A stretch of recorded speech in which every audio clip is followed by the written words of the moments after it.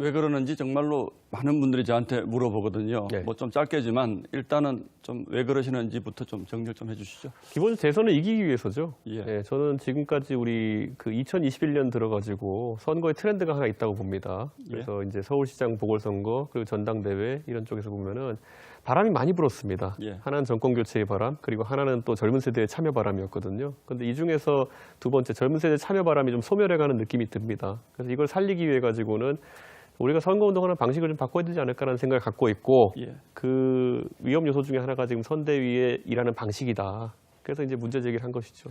일하는 방식이 잘못된 겁니까? 아니면 선대위가 잘못 꾸려진 겁니까? 일하는 방식이 잘못된 건 아무래도 조직 체계 하에서 예. 저희가 직책은 많이 이렇게 되어 있지만은 업무 분장을 어떻게 할지가 실제로 잘 조정되지 않은 상황 속에서 달려나갔기 때문에 뭐 지난주에 있었던 뭐 그런 파열음들 다 아실 겁니다. 예. 실제로 회의체에서 제가 뭘 논의해보자 그랬는데 그걸 왜 이 자리에서 논의하냐라고 반응이 나오기도 하고 예.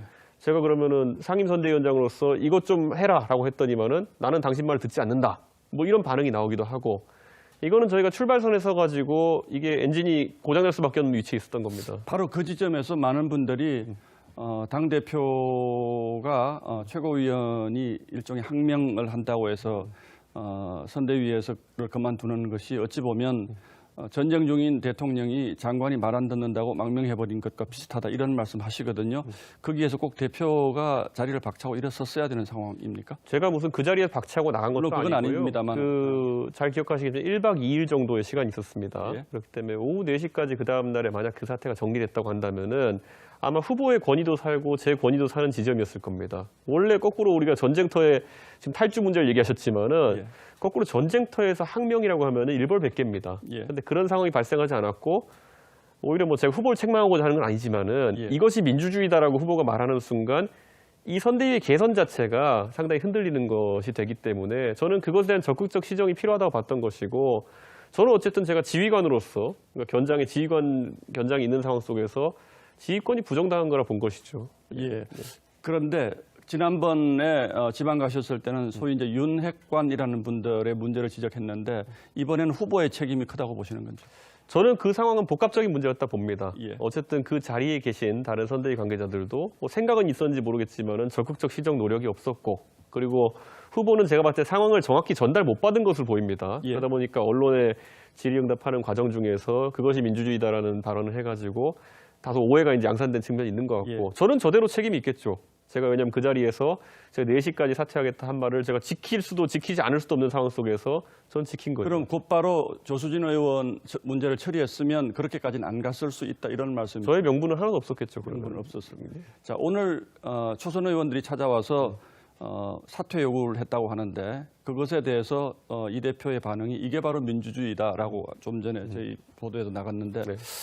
어떻게 보면 조금 전에 본인 그 조수진 단장이 당시에 얘기했던 민주주의와 오늘 후보 사퇴를 요구한 것을 민주주의라고 관대히 받아들인 것과는 어떤 차이가 있는지 잘 모르겠습니다. 저는 제가 보통 방송에 나가가지고 아니면 저에 대해서 누가 평가를 하는 것에 대해서는 굉장히 관대합니다. 예. 예를 들어 저랑 같이 최고위원회에 앉아있는 김재원 최고위원 같은 경우도 저랑 굉장히 사적으로 소통을 잘하지만은 제가 뭐 예를 들어 마음에 안 드는 게 있을 때 방송 가서 굉장히 적극적으로 의견 개진합니다. 거기에 대해서 단 한 번도 제가 뭐라 한 적이 없습니다. 예. 평가에 대해서는 제가 굉장히 관대한데 다만 지금 상황에서 일을 하는 데 있어서 개선이 무너진 것에 대해 가지고는 제가 지적할 수밖에 없었던 것이고 예. 이번에 초선 의원님들 중에서 일부가 저에 대해 평가한 것도 저는 굉장히 그거는 긍정적으로 받아들입니다. 그리고 저는 그걸 반영하려고 애쓰는 것이고요. 그래서 저는 개선상의 어쨌든 그런 지휘 체계가 무너지는 것에 대해 지적한 것이지 조수진 최고위원도 사실 여러 공간에서 저한테 굉장히 뼈 아픈 지적을 많이 합니다. 근데 제가 거기에 대해서는 한마디도 한 적 그럼 없습니다. 지금도 당 대표로서 선대위가 이렇게 가서는 안 된다라는 얘기를 합니까? 저는 그런 것들을 제가 방송 나가서 이렇게 이야기하거나 한다기보다는 굉장히 내부적으로도 예를 들어 지금도 제 방에 오늘 예. 도합 한 12명 정도의 의원님들이 왔다 가셨거든요. 예. 의원님들하고 소통할 땐 다 얘기를 합니다. 예. 문제가 있다. 그러니까 그 의원님들도 문제의식이 있어서 저한테 얘기하는 경우도 있고요. 예. 저도 이야기하고요. 그래서 제가 뭐 내부 소통을 안 하고 밖에다 이야기한다 이런 거는 굉장히 그건 오해가 많이 있는 부분이고 예. 내부적으로도 굉장히 그런 얘기가 많이 돌아오고 있습니다. 자, 조금 더 본질적인 예. 질문을 하나 하겠습니다. 당초 첫 질문에서 이제 선거 양상이 바뀌면서 젊은 층들의 정치 참여를 유도한 것은 내가 한 공이 크다라는 취지로 저에겐 들렸고 20, 30대 세대들의 그 정치권 정치 참여 문제에 이준석이 빠지고 나면 그분들이 이탈할 것이다라는 말씀을 여기저기 하시는 것 같은데 실제로 그렇게 보십니까? 제가 보기에는 조금 오만한 말씀 아닙니까? 약간 아다르고 어다른데 그 말씀하신 괴로 말하면은 예. 진짜 인질론이 됩니다. 제가 2030 세대 인질로라도 붙들고 있다는 취지의 그런 예. 게 되는데 저는 실제로 현상 분석만 계속하고 있습니다. 박근혜 대통령 선거를 도왔던 제 입장에서는 그 당시에 기억하시겠지만 50대부터 투표율이 거의 80%에 달할 정도로 예. 50, 60, 70의 총결집으로 이긴 게 박근혜 대통령이었습니다. 예. 그때 표격차가 3%였거든요. 예. 51.6대 48이었거든요. 그런데 지금 보시면요. 그 50대가 10년이 지나가지고 그대로 60대가 됐습니다. 그래서 60대, 70대 지지는 견고하고요. 예. 50대, 40대가 약간 민주당 성향으로 돌아간 그런 측면이 있습니다. 그리고 이제 2030 세대의 선택이 결국에는 선거를 가르는 것이기 때문에 지난번에 울산 합의라는 것도 보면 거기서 저희가 합의한 3개조 중에 보면 하나가 선거 대전략, 대원칙에 대한 부분이었습니다. 그래서 2030 세대에 대한 정책적 접근과 소통을 강화하는 것을 선거의 주전략으로 삼다가 거기 있었어요. 근데 그게 실제로 그 뒤에 한 18일 남짓한 기간 동안에 약간 인재 영입을 하는 과정 중에서 그런 의견이 제대로 반영되지 않는 등 하면서 혼란을 겪었고 예. 실제 2030 지지율이 추락하면서 저희가 지금 선거에 곤란함을 예, 겪고 그 있는 부분은 겁니다. 조금 좀 건너가겠습니다. 예. 어쨌든 국민의힘 내부 사정이 복잡해지면서 윤석열 후보의 지지율이 최근 며칠 사이에 많이 떨어진 것은 분명한데 그렇다면 이준석 대표께서 조금 전에 이기기 위해서 이렇게 하는 겁니다라는 그 전제도 맞지 않는 것 아닌가요? 아닙니다. 지금 용수철이 저희가 어느 순간까지 땡길 때까지는 탄성을 유지하다가 예. 벗어나면 한계를 벗어나지 않습니까? 예. 아직까지 2030은 용수철의 한계 안에 있습니다. 근데 지금 이제 어떤 기현상이 발견되냐면요. 예. 2030 세대는 여론조사나 아니면 실제 투표에서 굉장히 재밌는 방법으로 표심을 드러냅니다. 예전에 서울시장 선거 때 보면은 20대 남성은 저희를 많이 찍었고요. 20대 여성은 그 당시에 성추문으로 벌어진 선거에서 민주당을 찍을 수도 없고 그렇다고 아직까지 우리 당에 대한 지지가 견고하지 않았기 때문에 여성 정당, 여성의당 같은 그런 군소정당 후보에게 15%를 투표하는 굉장히 그 의미 있는 투표를 했습니다.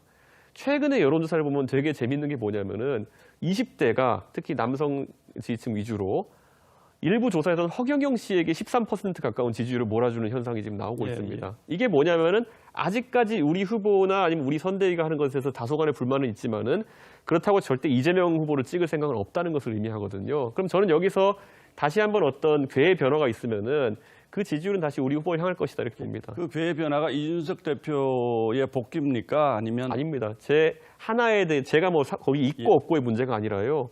결국에는 이들이 반영시키고 싶어하는 아젠다가 반영되느냐의 문제다 저는 이렇게 봅니다. 오늘 기자회견에서 후보가 직접 요청하면 검토해 볼 수 있다라고 이제 말씀을 하셨는데 윤석열 후보의 얘기는 자세히 들어보면 조금 뉘앙스가 다른 것 같아요. 굉장히 칭찬을 했지만 그분은 그분 나름대로 역할을 할 것이다 이렇게 표현하는 걸 보면 꼭 선대위로 돌아와서 활동을 하지 않아도 된다라는 뜻으로 들리기도 하는데 후보가 요청하면 선대위 복귀할 수 있다라고 하는 건 어떤 오늘 그 뜻입니까? 언론 인터뷰 때문에 기사가 제목이 이렇게 나가서 제가 많은 예. 질의를 받았는데요. 제가 실제 그 인터뷰에서 답한 내용은 제가 지난주 화요일에 사퇴 기자회견 할 때 했던 말이랑 똑같습니다. 저는 울산 합의의 원칙에 따라서 울산 합의의 첫 번째 조항이 뭐였냐면요. 예. 당 대표는 그 후보의 요청에 따라서 당무를 수행한다. 무조건 따른다거든요. 예. 저는 울산 합의의 첫 번째 조항을 지키겠다고 그때 이미 선언했던 거거든요. 예. 그렇기 때문에 그걸 그대로 다시 이야기했는데 후보가 요청하면 돌아올 수도 있다는 건가요? 전 선대위 참여를 얘기한 게 아닙니다. 당무에 있어가지고 후보가 요청하는 사안에 대해 가지고는 무조건 제가 따른다라고 돼 있거든요. 그 울산 합의의 첫 번째 선대위 조항. 참여도 후보의 요청이면 그렇게 되는 거 아닌가요? 뭐 저는 그렇게 확대해서까지 생각하고 싶지는 않은 것이 예. 제가 실제로 사퇴하면서 밝힌 변이 그런 것이었고 선대위에서 제가 참여하는 조건이라는 것이 있다고 한다면 제 진실성이 훼손된다 보기 때문에 거기에 조건을 붙이고 싶지는 않습니다. 잠깐만요. 선대위 참여에 조건을 붙이고 싶지 않다. 이건 무슨 뜻입니까? 본인이 다시 돌아가야 되겠다고 생각하면 본인이 조건 없이 돌아가겠다는 뜻입니까? 제가 예를 들어서 후보에게 뭐 이렇게 하면은 제가 선대위 복귀하겠다 예. 하는 것도 사실 후보에게는 굉장히 제가 잘못하고 있는 거고요. 예. 제가 만약 그런 조건을 내세워 선대위 복귀한다 하더라도 그건 모양이 좋지 않습니다. 예. 그렇기 때문에 저는 선대위의 역할 관계없이 제가 할 수 있는 걸 할 것이지 제가 선대위에 들어가고 말고가 문제는 아닐 겁니다. 이제 그것이 전제 조건은 아니라는 거죠. 그렇게 그러나 조건을 어쨌든 어쨌든 윤석열 후보의 당선을 위해서 나름의 활동은 하시겠다. 저는 그것은 지금도 하고 있습니다. 만약 네. 현실적으로 지금 그 국민의힘을 지지하시는 많은 분들이 만약에 윤석열 후보가 내년에 떨어지면 이준석 책임이다 이런 얘기를 벌써 하시는 분들도 있어요. 이 부분에 대해서는 어떻게 보십니까? 잘 생각해 보시면요. 몇 달 전, 한 2달 전으로 시계를 돌려보시면 민주당에서도 선대위 혼선이 있어가지고 그때 송영길 대표가 본인 선대위원장 던지겠다는 얘기를 했었어요. 예. 그런데 그때 실제로 민주당에서는 조율이 돼가지고 그렇게 안 했지만은 선대위원장을 던진다는 것이 그렇게까지 정치적으로 큰 의미가 있는 상황은 아닙니다. 보통 어떤 대선이든지 선대위의 조직 체계를 바로잡기 위해 가지고 중간에 변화가 많습니다. 예. 제가 아까 말씀드렸던 저희의 마지막 성공한 선거였던 2012년 대통령 선거에서도 그 당시에 70여일 정도 앞두고 선대위가 좀 난맥이 있다 보니까 그 당시에 김무성 총괄 본부장이 들어서면서 체계가 잡혀가지고 저희가 일사불란하게 움직였던 거거든요. 그러니까 선대위 조직계획의 개편이라고 하는 것은 일상적인 겁니다. 알겠습니다. 이런 점에 대해서 윤석열 후보라든지 김종인 위원장과는 지금 소통을 하십니까 혹시?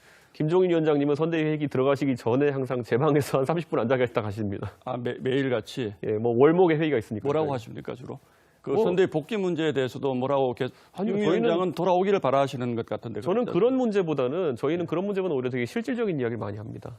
실질적인 현안들에 이야기라고 대한 하는 이야기를 많이 것은 해요. 구체적인 선거 운동의 방향성에 관한 얘기들. 그런 것도 이야기를 하고 예. 예를 들어 어떤 자리에 어떤 사람을 쓰면 어떻겠습니까? 뭐 이런 거라든지 실질적인 얘기하고 저희는 아무 문제 없습니다. 자, 조금 전에 질문의 연장선상에서 만약에 윤석열 내년 대선에서 국민의힘이 실패한다면 이준석의 정치적 입지도 굉장히 어려워질 것이다 이런 얘기도 합니다. 저는 당대표 사퇴해야 될 테고요. 당연히 대선진 당대표가 남아있을 수 있는 방법은 없습니다. 그거는 당연한 얘기고요. 그렇기 때문에 저는 그래서 뭐 의문의 여지 없이 저는 선거 승리를 위해서 제가 가야 되는 어떤 길을 이제 찾고 있는 것인데 예.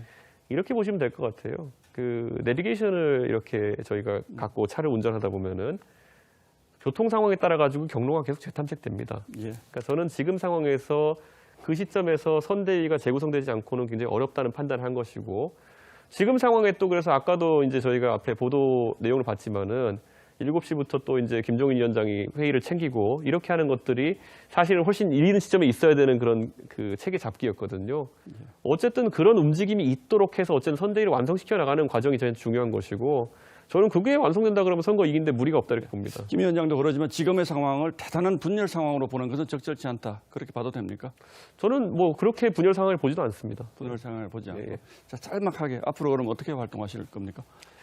저는 제가 솔직히 말하면 제가 그 사퇴한다고 그때 기자회견할 때 그때 덧붙인 얘기가 있습니다. 홍보에 있어서 제가 기획했던 것들을 그대로 진행해도 좋고 아니면 다 버려도 좋습니다라고 했는데 제가 기획했던 그대로 하나씩 흘러가고 있습니다. 나중에 그 결과물이 나오면은 뭐 제가 어떤 활동들을 했는지 아마 파악하실 수 있을 겁니다. 예, 알겠습니다. 뭐 좋은 계기가 생기면 다시 복귀할 예. 수도 있고 그렇지 않다면 그 나름대로의 역할을 또 찾아서 예. 대선 승리를 위해서 역할을 하시겠다 이런 뜻으로 받아들이겠습니다. 예, 고맙습니다. 이렇게 나와주셔서 감사합니다. 예, 감사합니다. 예.